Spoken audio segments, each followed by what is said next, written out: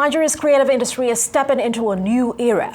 Now backed both by the federal government and state governors, the sector is now working towards an ambitious target, expanding its GDP contribution to $100 billion by 2030 and creating over 3 million jobs.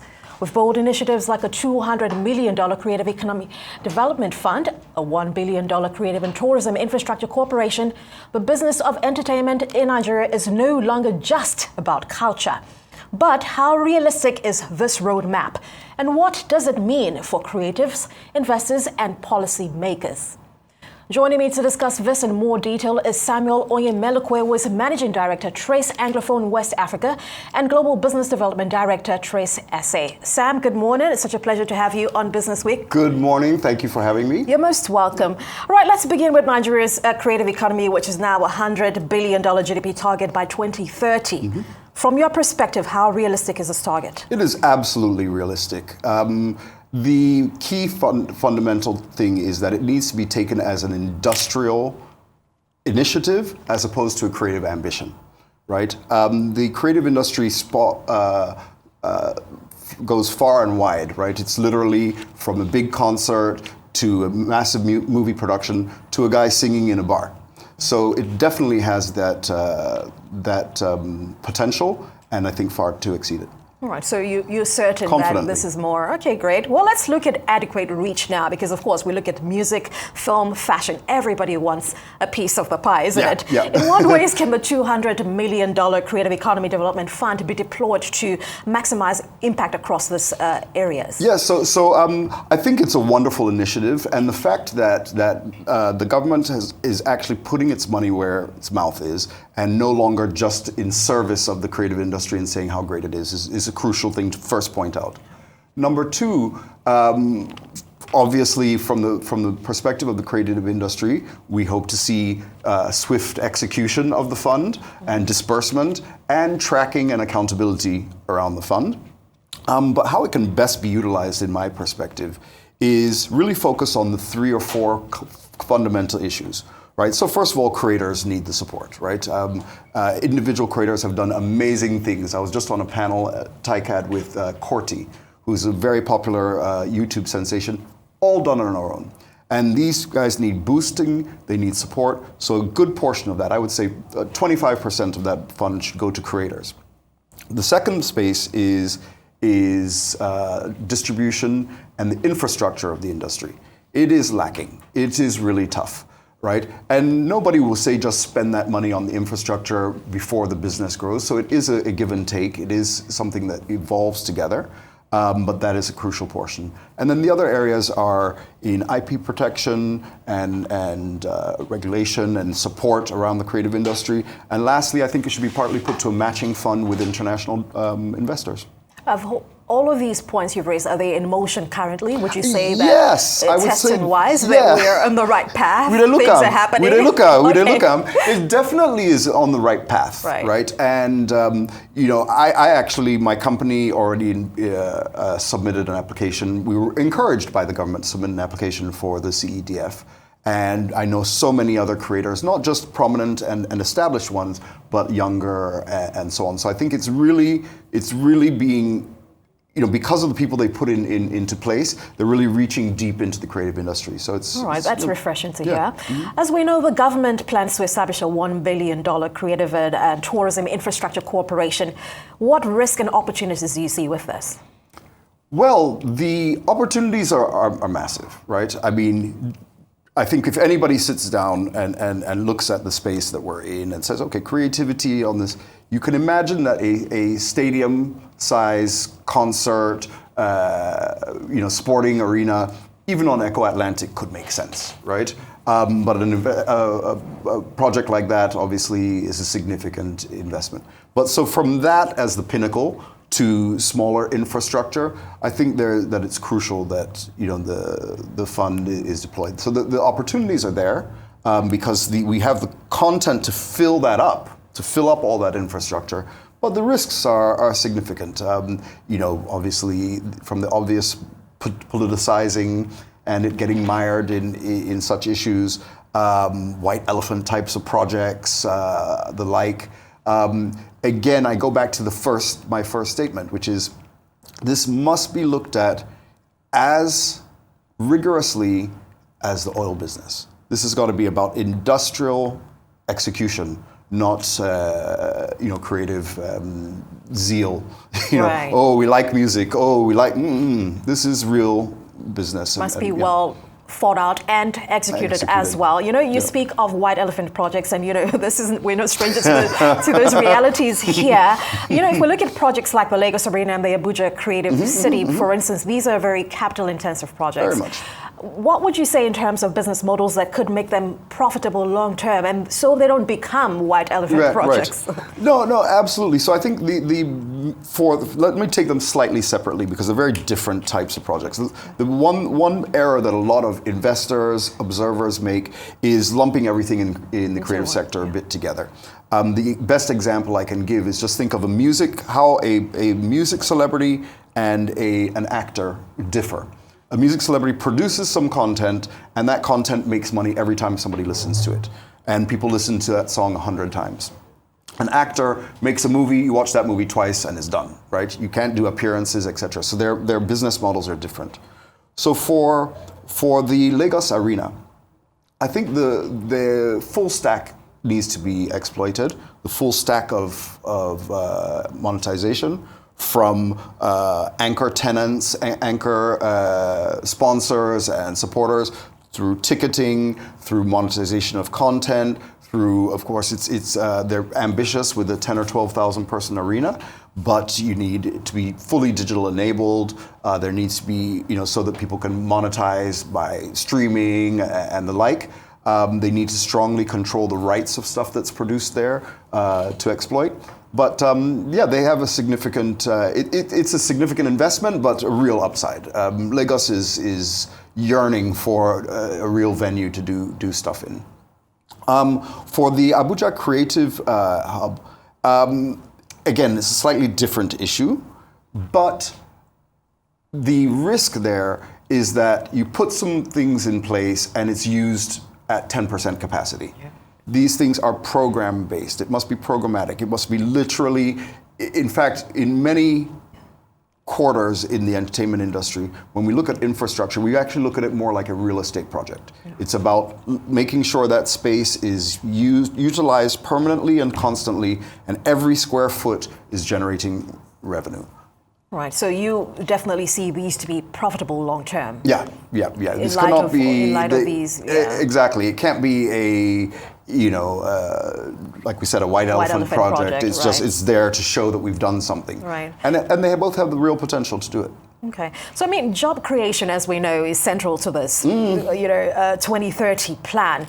When it comes to measurability, we've spoken a bit about accountability much earlier now. In what ways can progress be actually tracked, especially for informal and grassroots creative sectors? Yeah, so that's a tough one, right? I think that at all levels of the economy and government, we know that getting in, all this data is crucial and hard to get, especially in the informal sector. I think that Nigeria and both public and private organizations can really accelerate the tracking by partnering. There are tons of international guilds, everything from the Recording Academy to companies like Kantar and Ipsos that track media usage and so on. In the entertainment industry, it's also an industry which is it overlaps a lot. Definition is really, really crucial, making clear definitions of what counts as the creative sector so it can be tracked properly. For example, the creative sector at this point puts around 16 to 18% to the GDP, according to government statistics and World Bank, right, which is about 6 or 7 billion, but at the same time, it's really overlapped with the digital economy, which you then count internet access from MTN. So that's a very different thing than a young artist, making content or promoting it. So definition and partnering. Right. We've seen the State Creative Economy Desk really back the initiative. Yeah, Let's talk about federal-state collaboration, and how, in what ways can this be structured for success? Yeah, no. So it is incredibly encouraging, and I would like to speak directly to, how do you pluralize governors? His Excellencies is right, and encourage them and congratulate them for taking a strong stance. In supporting the creative industry and supporting His Excellency the President and the wider administration, because this is absolutely crucial. It is not the job of the federal government to solve these types of problems. And frankly speaking, in each state, there are massive opportunities, right? Literally, we take Lagos as an example. There are over 30,000 locations, whether we call them drinking spots or hangout spots or whatever it is. And every night there could be, maybe not in every one of them, but 1 out of 10, a talent performing and displaying their creativity, whether it's fashion, etc. And that replicates in every city and state around the country, right? So the governor's getting involved and really supporting, bringing money to the table, setting up state creative boards is a crucial element, so that it's not just theoretical, but they're actually putting their money and space, money and activity behind supporting it. I'm glad we're talking about this, Sam, and perhaps you would be best suited to respond to this as well. We've also, we love the fact that the states are getting the governors are getting involved. Just but we've fantastic. also had cases with creatives complaining that they promised what we call audio money, then they never get those. You sign contracts or you promise based on a fund, but that never materializes. Yeah. Could you speak to that? Well, therein lies the real crux here. I think that we are if not very close to a tipping point where the sheer movement of the creative industry is no longer something you can just put, audio, money and audio, support behind, right? Because the money is there, right? When you see a company like Mavens, become $100 million business, right? You see the artists performing, you see the movies and so on. It is no longer worth making these, investments or, supposed investments and not following through.